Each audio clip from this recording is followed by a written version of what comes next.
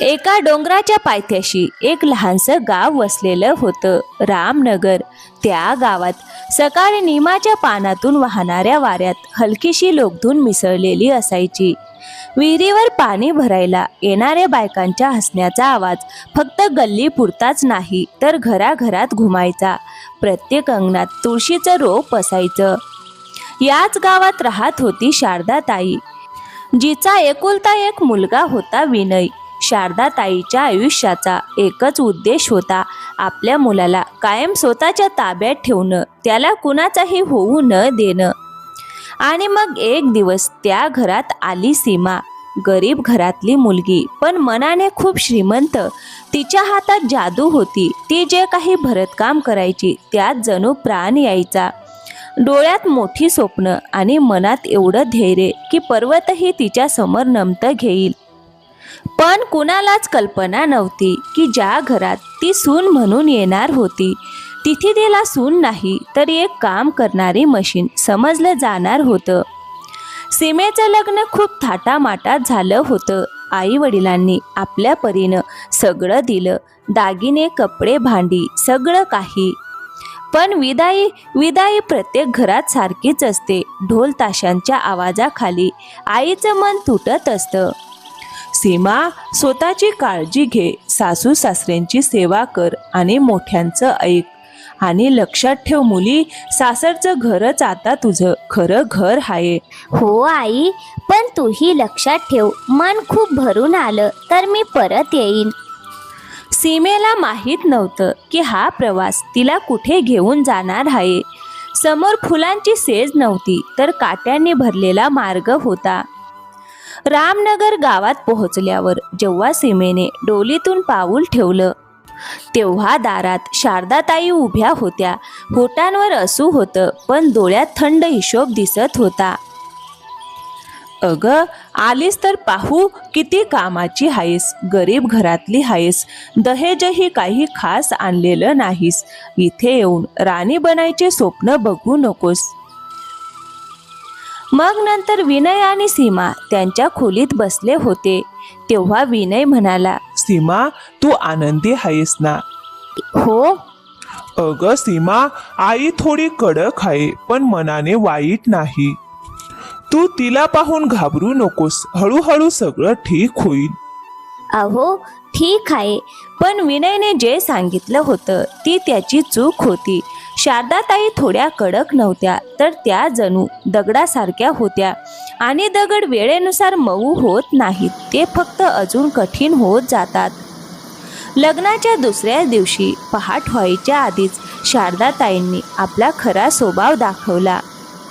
अगं सुनबाई, अजून झोपली आहेस का? उठ, 5 वाजलेत. विहिरीवर जाऊन पाणी भरून आण. पहाटे विहीर रिकामी असते, त्यावेळचं पाणी गोड लागतं. जा. सीमा घाईघाईने उठली. डोळे अजून झोपेने जड झालेले होते. हो आई, आत्ताच जाते. ती घागर उचलून विहिरीकडे निघाली. विहिरीजवळ 2-3 बायका आधीच पाणी भरत होत्या. अगं, ही तर विनयची नवी नवरी दिसते. अगं बाई, कालच लग्न झालं आणि आजच सकाळी विहिरीवर. नक्कीच शारदाताईंनीच पाठवलं असणार. अगं शांत बस, ऐकू जाईल तिला. सीमा दोरीला बादली बांधण्याचा प्रयत्न करत होती. हात थरथरत होते. अगं मुली, दे मला, मी करते. तू नवी आहेस, हळूहळू शिकशील. नका काकू, मी करते. माझ्या घरीही मीच हे सगळं करत होते. तिनं 3 घागरी पाणी भरून आणलं. कपाळावर घाम होता. हातात अजूनही लग्नाचे दागिने होते. नव्या नवरीच्या बांगड्या आज पहिल्यांदाच कामाच्या आवाजात खणखणत होत्या. पाणी ठेवताच शारदाताईंनी पुढचा हुकूम दिला. जणू ती सून नसून कामगारच आहे. अगं, आता स्वयंपाकघरात जा, चहा बनव, पराठे बनव. आज सरपंचाच्या घरून गहू येणार आहेत म्हणून भरपूर बनवायचं आहे. सीमा स्वयंपाकघरात गेली. तेवढ्यात तिची नणंद कविता बाहेर आली आणि मस्तपैकी बसली. अगं ऐक ना वहिनी, पराठ्यात तूप जास्त घाल हं. मला तुपाशिवाय पराठे चालत नाही. हो नणंदबाई, पण लगेच शारदाताई ओरडल्या. अगं, जास्त तूप घालू नकोस, महाग आहे ते. सुनेसाठी कोरडा पराठा चालेल. सीमेने सगळं ऐकलं, पण ती काहीच बोलली नाही. तिच्या डोळ्यात मात्र सगळं स्पष्ट दिसत होतं. सगळ्यांसाठी पराठे बनले, सगळ्यांनी पोटभर खाल्ले. पण जेव्हा सीमा जेवायला बसली तेव्हा तिच्या समोर ठेवले गेले उरलेले तुकडे जे कुणी खाल्लेही नव्हते. आणि जेव्हा भूक अपमानासोबत मिसळते तेव्हा पोट भरण्याआधी डोळेच भरून येतात. तेवढ्यात विनय बाहेरून आला. सीमा, जेवलीस ना? हो, जेवले. कविता ही शारदा ताईंच्या डोळ्यांचा तारा होती. आता घरात वहिनी आल्यावर तिच्या मनातली जळफळाट प्रत्येक गोष्टी दिसू लागली होती.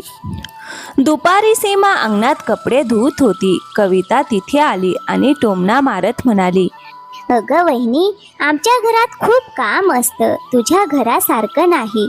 इथे सून बनून बसून चालत नाही. हो ननंदबाई, मी कामच करते ना. अगं, हे काम म्हणतेस? आई सांगत होती तुमच्या घरी तर एकच खोली होती, ना शेती ना जमीन. इथे येऊन आमच्या संपत्तीवर डोळा आहे तुझा. अहो ननंदबाई, मी कधीच कुणाच्या संपत्तीवर डोळा ठेवला नाही.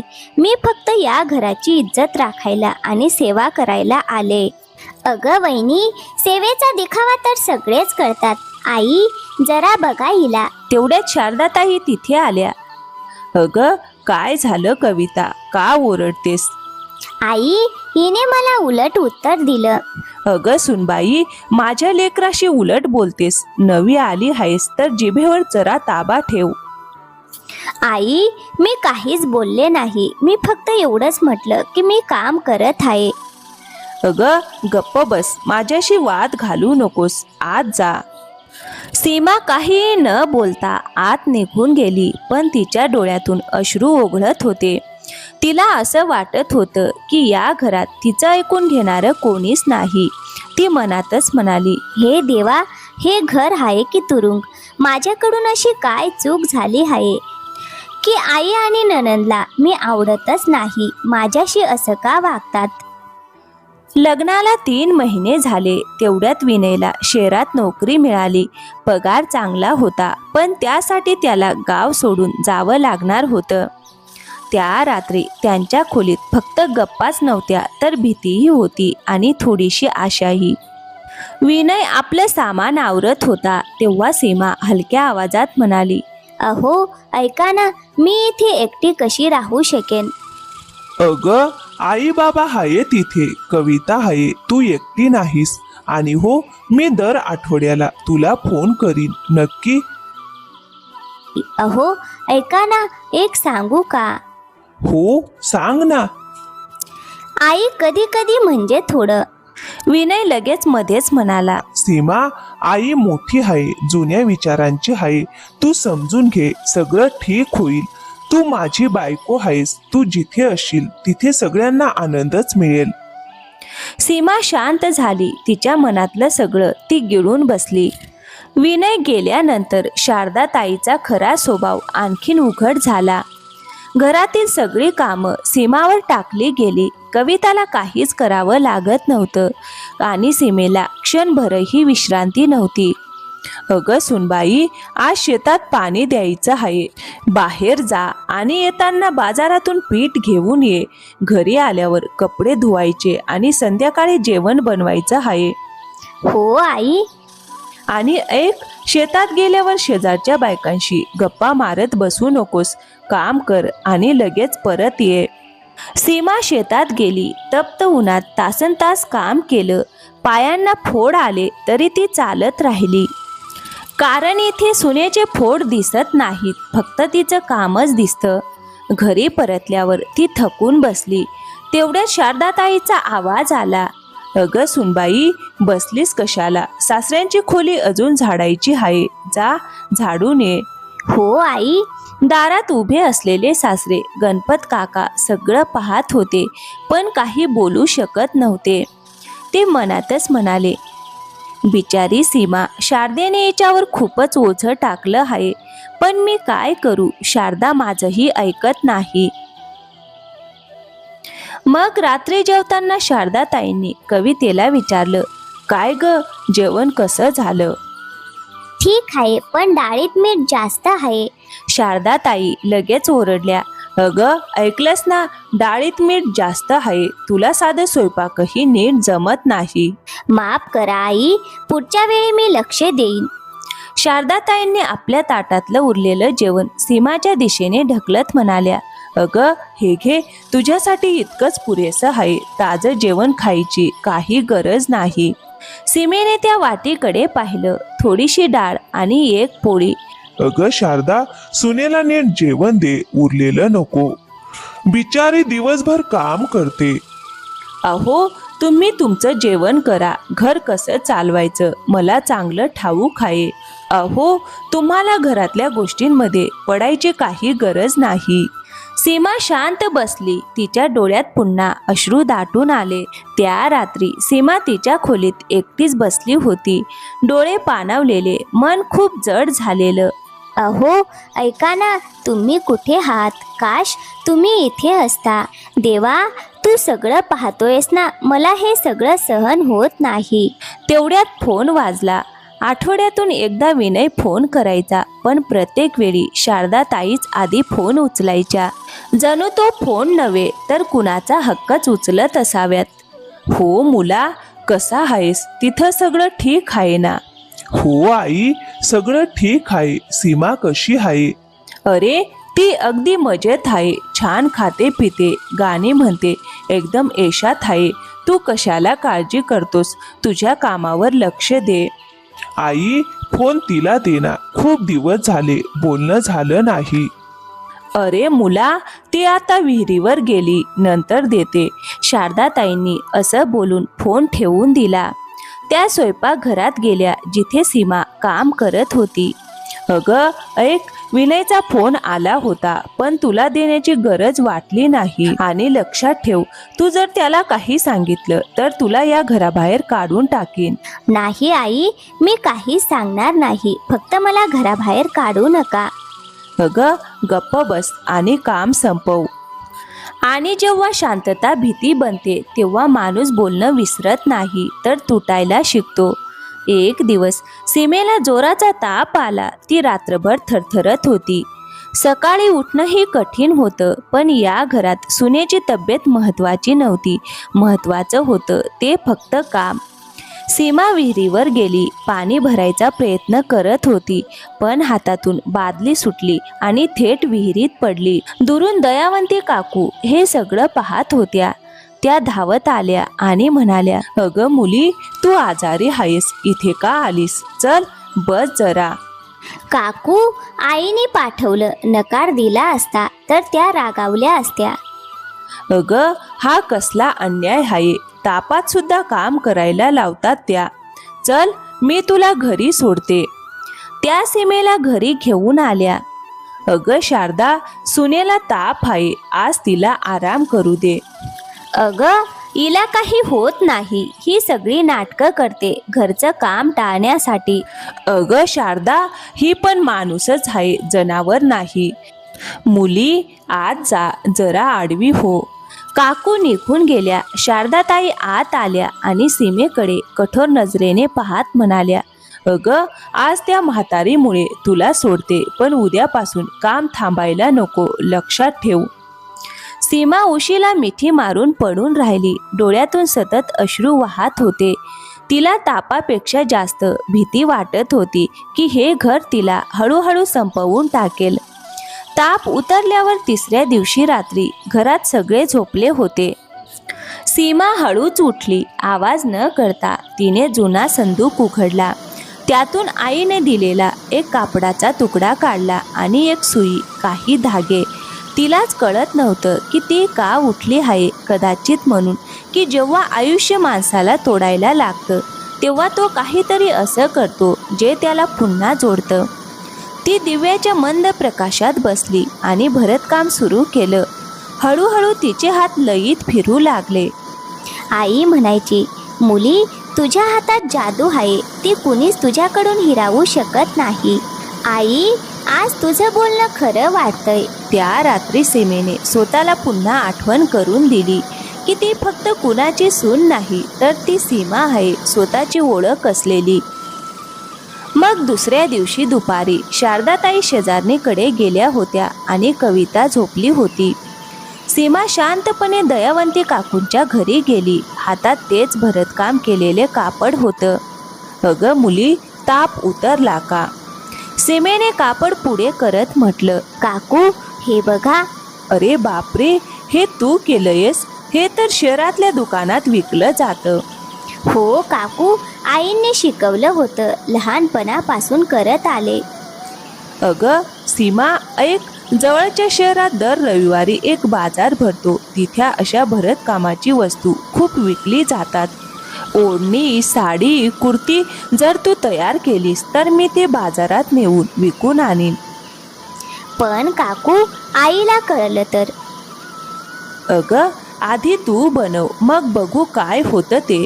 आणि एक गोष्ट कायम लक्षात ठेव, जेव्हा स्त्रीच्या हातात पैसा येतो तेव्हा घरात तिचा मान आपोआप वाढतो.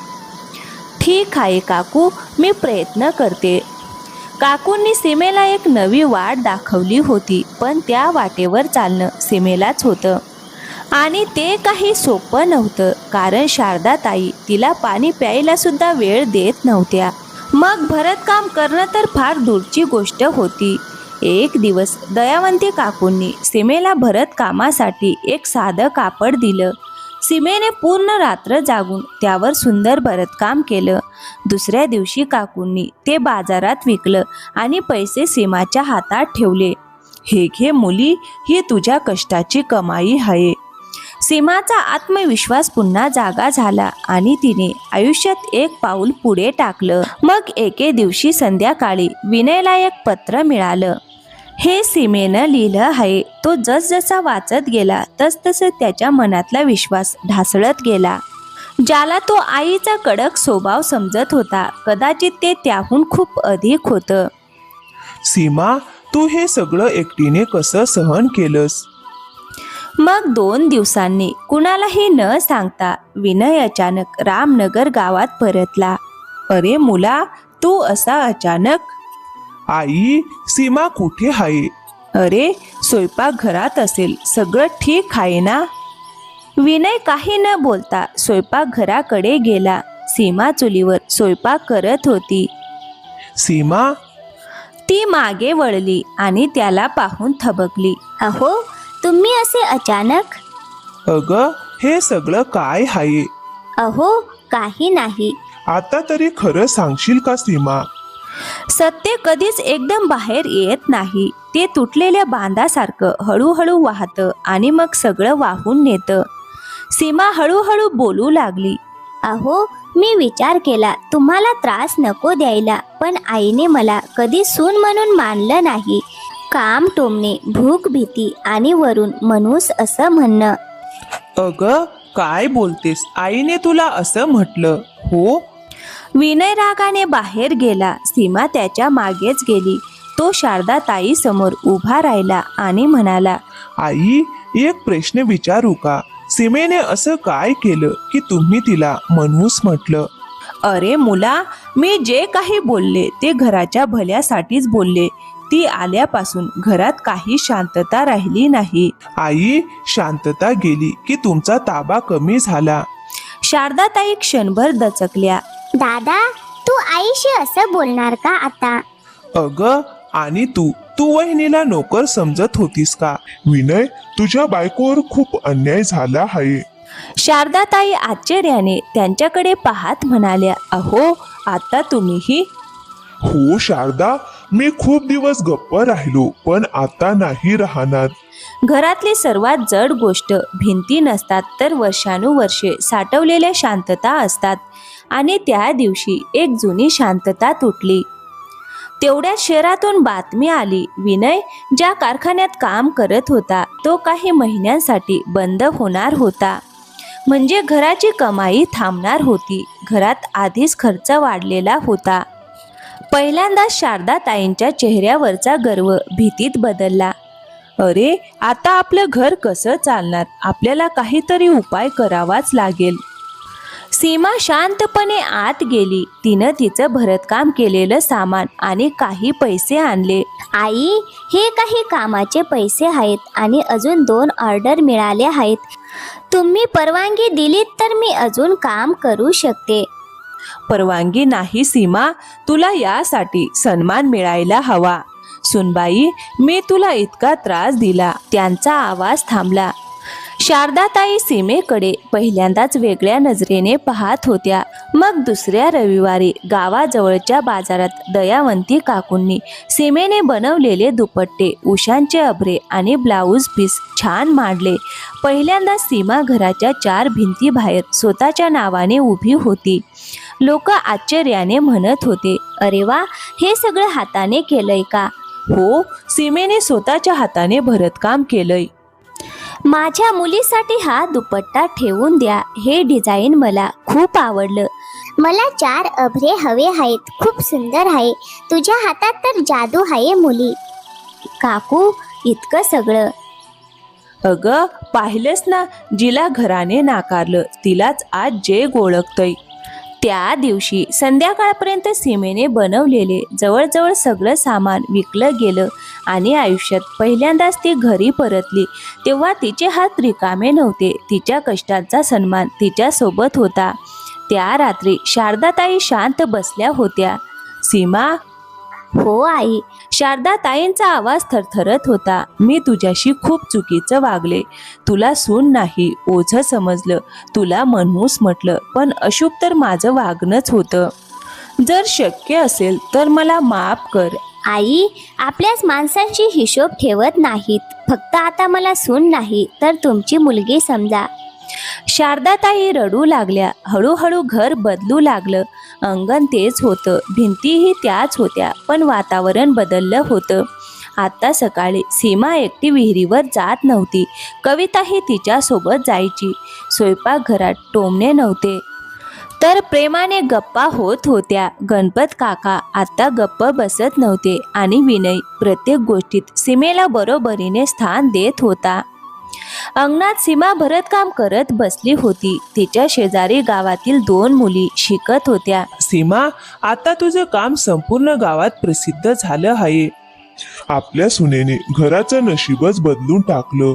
सीमाच्या डोळ्यात पुन्हा अश्रू दाटून आले.